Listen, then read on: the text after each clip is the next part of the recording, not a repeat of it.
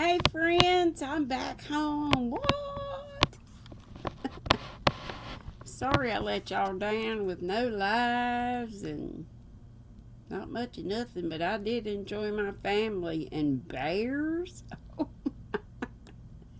got a few stories to tell on live Friday. Sorry, it's the 22nd. We just got home this late. Not late, about 4-ish, 4:30-ish. No, that was hands. More like 5:30. Yeah, it was 5:30 because it was too late for me to go on. Plus, I was just sweated. Looked like a drowned rat. I just unbraided my hair, and you see, I got waves. Sorry for this crazy angle. It's like I'm all bosomy. But I'm trying to hide a whole bunch of stuff. That's why I don't film here. It's a mess in here. Anyway, y'all here for a story. Sorry I let you down with that too, but it's hard to find I know how you folks with youngins, it's hard to find a time to film, because when it's quiet, then you wore out too. Chapter 5, Letters from Home. This is Anne of the Island. For the next 3 weeks, Anne and Priscilla continued to feel as strangers in a strange land. Then suddenly everything seemed to fall into focus. Redmond, professors, classes, students, studies, social doings. Life became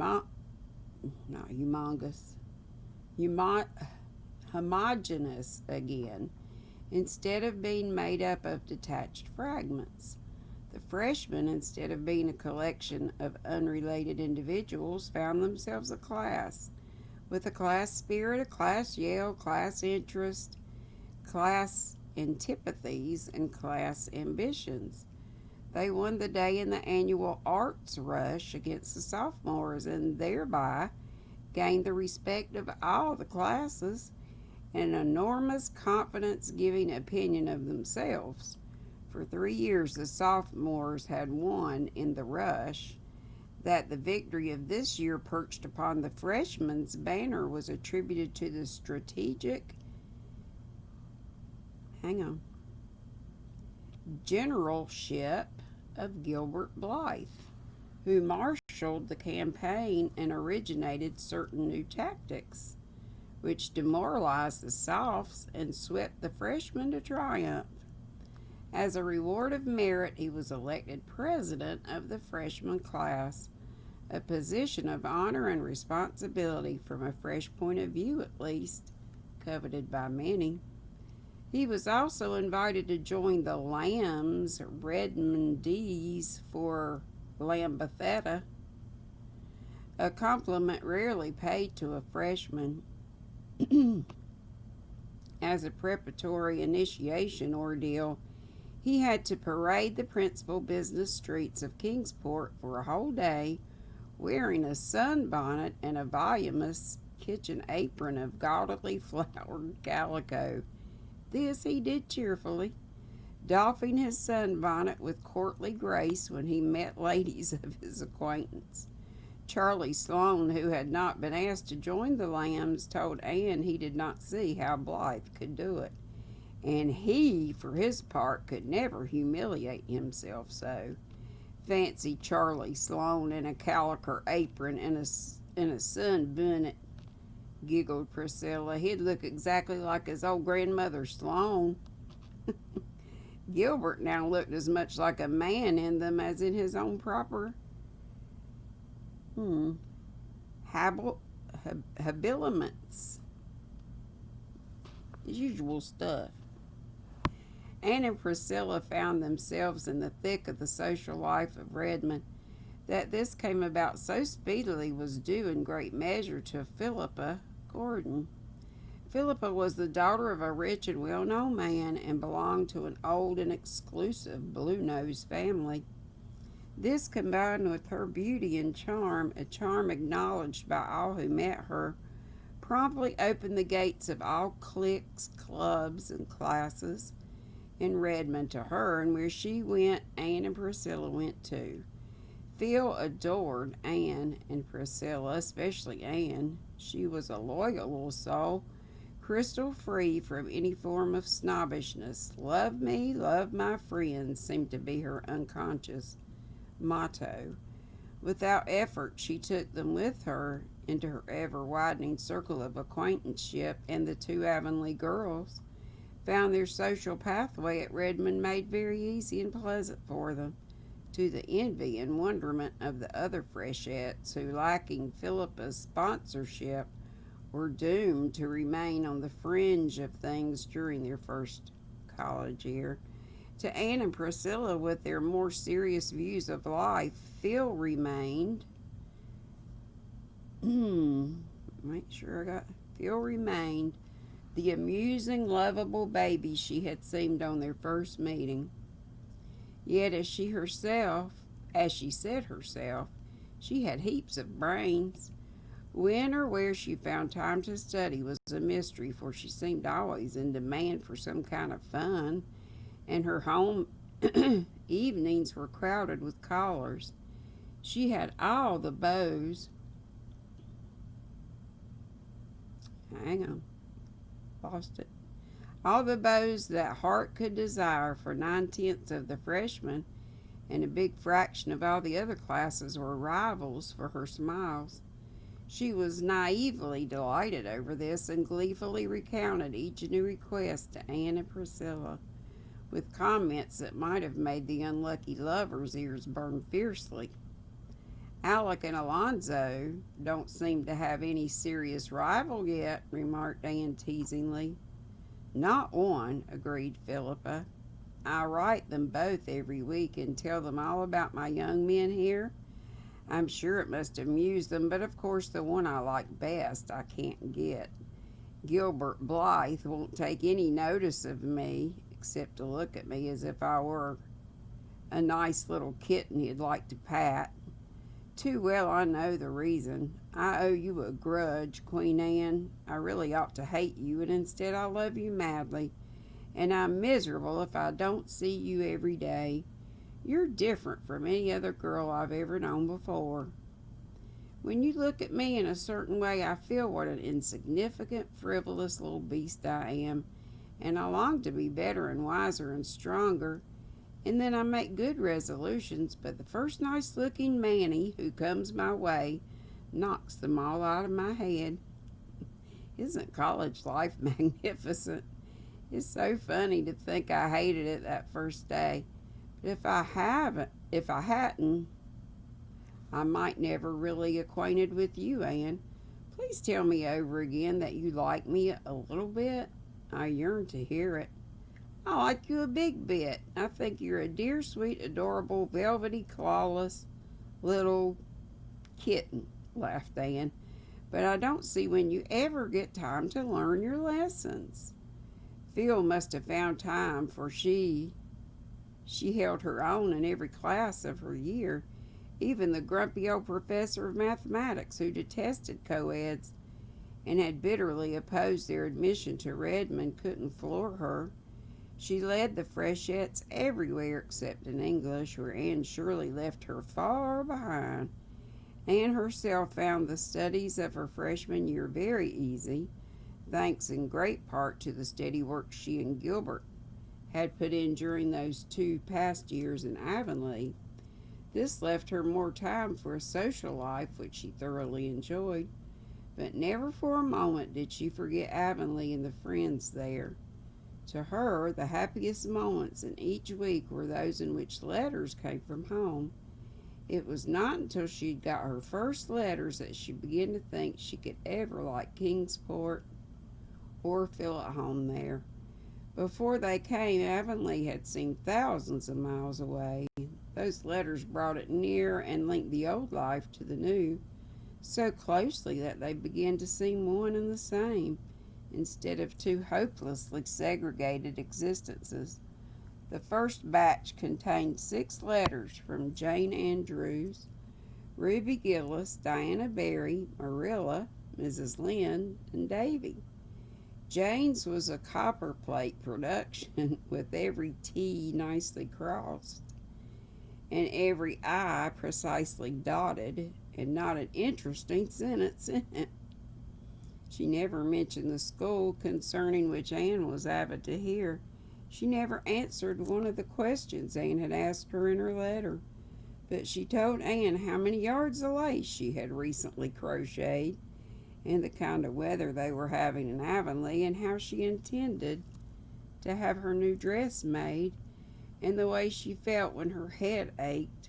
Ruby Gillis wrote a gushing epistle deploring Anne's absence, assuring her she was horribly missed in everything, asking what the Redmond fellows were like, and filling the rest with accounts of her own harrowing experiences with her numerous admirers. It was a silly, harmless letter, and Anne would have laughed over it had it not been for the postscript. Gilbert seems to be enjoying Redmond, judging from his letters, wrote Ruby. I don't think Charlie is so stuck on it. So Gilbert was writing to Ruby. Very well. He had a perfect right to, of course, only Anne did not know that Ruby had written the first letter, and that Gilbert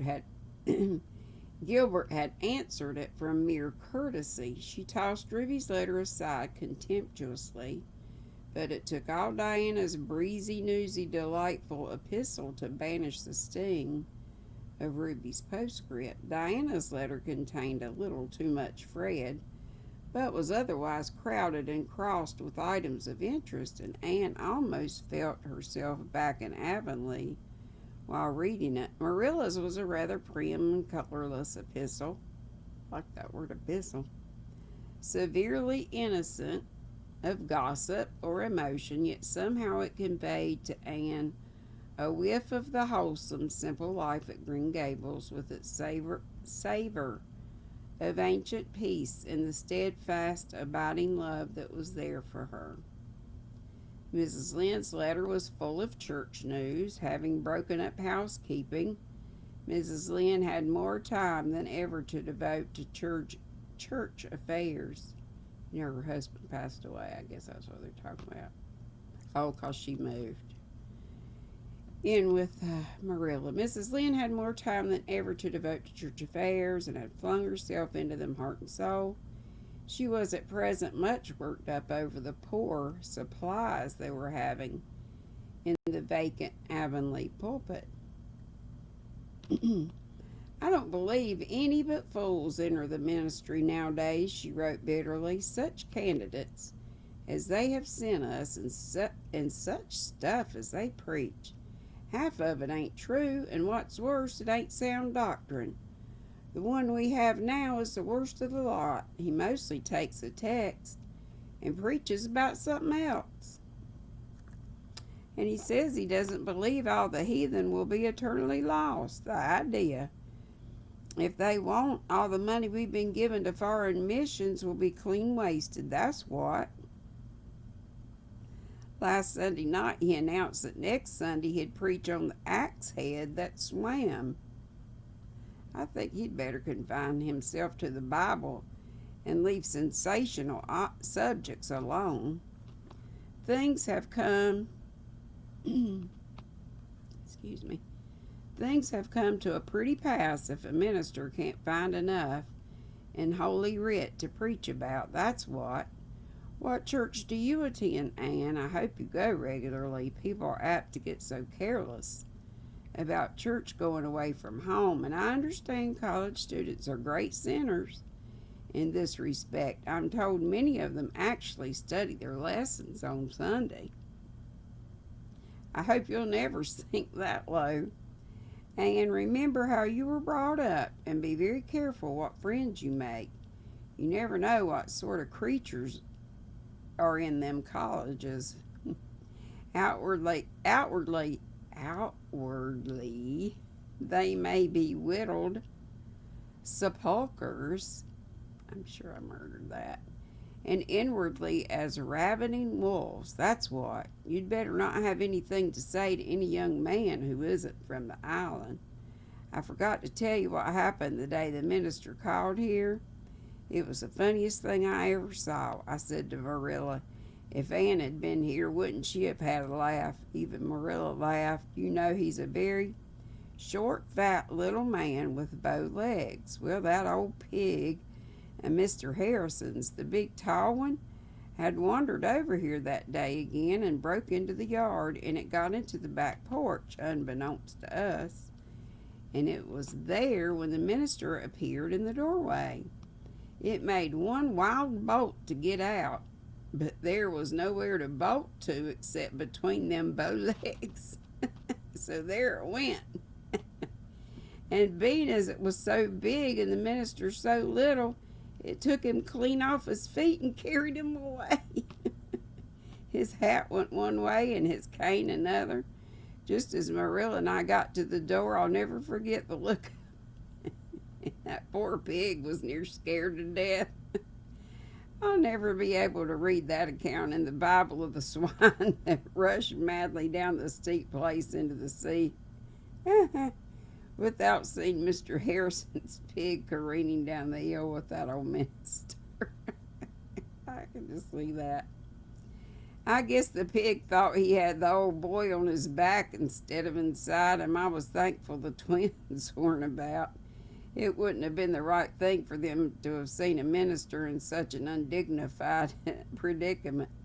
Just before they got to the brook, the minister jumped off or fell off. The pig rushed through the brook like mad and up through the woods. Marilla and I run down and helped the minister get up and brush his coat. He wasn't hurt, he was mad. He seemed to hold Marilla and me responsible for it all. Though we told him the pig didn't belong to us and had been pestering us all summer. Besides, what did he come to the back door for? You'd never have caught Mr. Allen doing that. It'll be a long time before we get a man like Mr. Allen. But it's an ill wind that blows no good. We've never seen hoof or hair of that pig since. And it's my belief we never will. Things is pretty quiet in Avonlea. I don't find Green Gables as lonesome as I expected. I think I'll start another cotton warp quilt this winter. Mrs. Silas Sloane has a handsome new apple leaf pattern. When I feel that I must have some excitement, I read the murder trials in that Boston paper my niece sends me. I never used to do it, but they're real interesting. The States must be an awful place. I hope you'll never go there, Anne, but the way girls roam over the earth now is something terrible. It always makes me think of Satan in the book of Job, going to and fro and walking up and down. I don't believe the Lord ever intended it, that's what. Davy has been pretty good since you went away. One day he was bad. Marilla punished him by making him wear Dora's apron all day.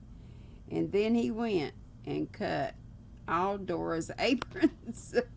I spanked him for that. And then he went and chased my rooster to death. Oh, gosh. The McPhersons have moved down to my place. She's a great housekeeper and very particular. She's rooted all my June lilies up because she says they make a garden look so untidy. Thomas set them lilies out when we were married. Her husband seems a nice sort of man, but she can't get over being an old maid, that's what. Don't study too hard and be sure and put your winter underclothes on as soon as the weather gets cool. Marilla worries a lot about you, but I tell her you've got a lot more sense than I ever thought you would have at one time, and that you'll be all right.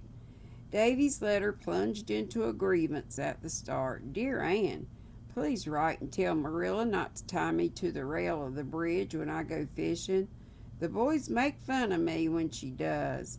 It's awful lonesome here without you, but great fun in school. Anne, Jane Andrews is crosser than you. I scared Mrs. Lynde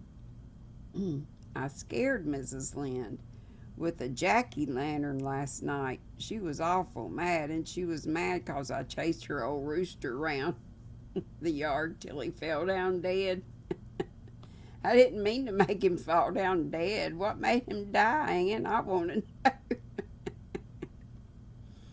Mrs. Lynn threw him into the pig pen. She might have sold him to Mr. Blair. Mr. Blair's given 10 cents apiece for good dead roosters. Now, I heard Mrs. Lynn asking the minister to pray for her. What did she do that was so bad, Ann? I want to know.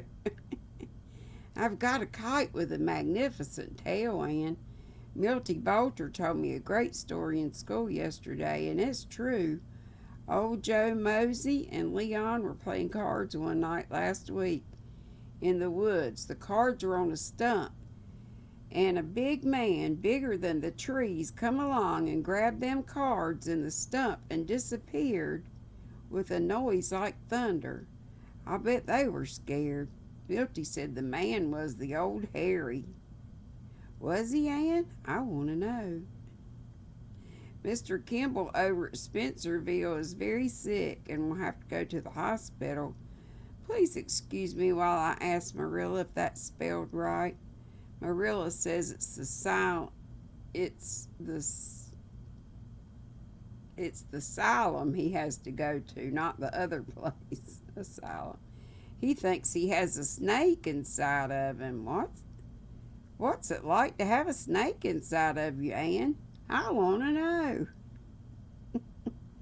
Mrs. Lawrence Bell is sick too. Mrs. Lynn says that all that's the matter with her is that she thinks too much about her insides.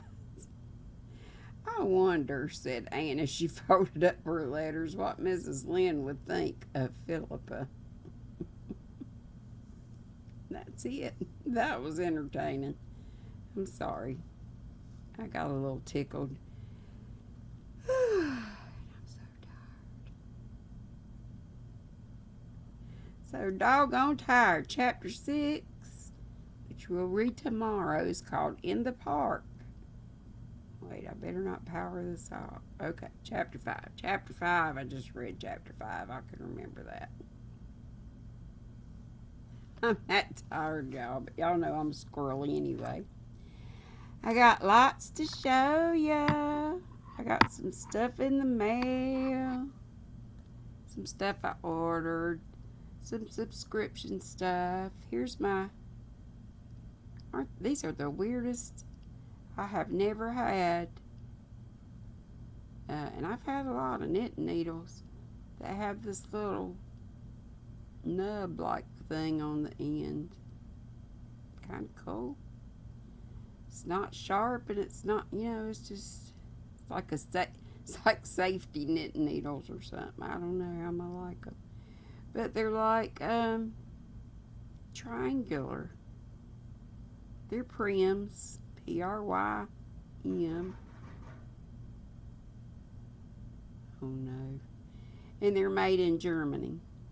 I found out. I thought they were UK. The reason I did that is I just heard something sound like a darn mouse, and I thought I'd come home and those things would be gone, but I guess not. And the heating thing again. These vermin are about to drive me crazy, y'all. Why are they here in the summer? Because this place is a mess. I think my daughter's going to start pitching some stuff out if I don't start cleaning up her. Yes, this is sitting here to hide my whip. One whip. Oh, and I'm sitting back like me. I don't like sitting like this talking to y'all. I feel like I got a little bitty head and big old bosoms. Let me just shut up. I got new people. I need to act better. Like I don't need to for my OS's original squirrel. I love y'all, and I'm so tickled to be back home. Love spending time with my family, but you know what? It's always good to get back home, even if it is a mess. And even if you do have vermin, I hope I don't. I hope that was just, I don't know. Anyway, here I am just going on and on and on. Let me upload this, and who knows, I may pop on tomorrow, being Thursday. But I like to try to stay with my schedule, but I'm just not been on my schedule forever, and I don't know if I can wait till Friday to talk to y'all. I reckon I can. I love y'all. Whoops. Bye. It's a mess.